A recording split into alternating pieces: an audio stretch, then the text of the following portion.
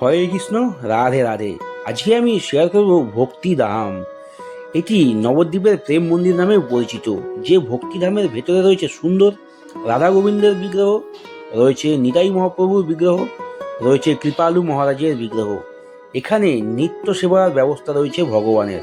প্রত্যেক দিন এখানে পূজিত হয় রাধা গোবিন্দ, কৃপালু মহারাজ ও মহাপ্রভু নিতাই গৌর। মেন গেট দিয়ে প্রবেশ করে সামনে রয়েছে প্রেম মন্দির।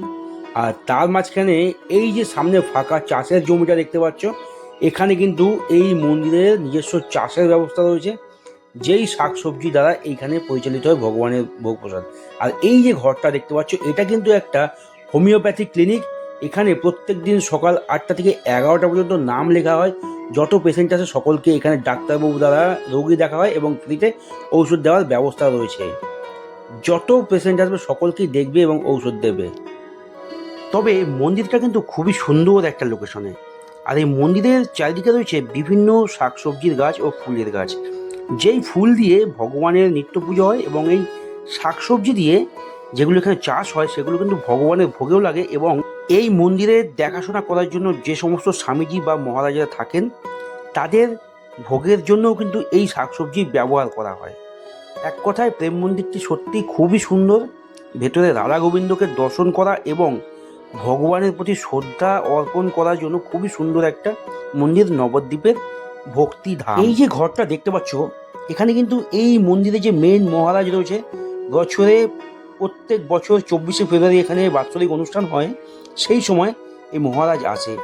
আর এই মহারাজ এই ঘরে থাকে, বাদবাকি সারা বছর বন্ধ থাকে। মাঝখানে যিনি রয়েছে কৃপালু মহারাজ, দুই দিকে স্বামীজি ও মাতাজি রয়েছে, মন্দিরের প্রতিষ্ঠিতা। বাৎসরিক অনুষ্ঠানের সময় লোকাল কোনো লোক এখানে অ্যালাউ নেই। কারণটা সিকিউরিটি দাদার মুখে শুনতে পারলাম। দূর দূর থেকে বহু ভক্ত বা ভাই বোনেরা আসে, তাদের অত্যাধুনিক বা মূল্যবান জিনিস যদি চুরি হয়ে যায়, তার দায়িত্ব কে নেবে? তার মানে এটা বোঝা গেল। তার মানেটা কি বোঝা গেল সেটা তোমরা কমেন্ট করে বলবে। আমি তো অনেক কিছু বুঝতে পারলাম, কিন্তু এই সিস্টেমটা পরিবর্তন করা দরকার।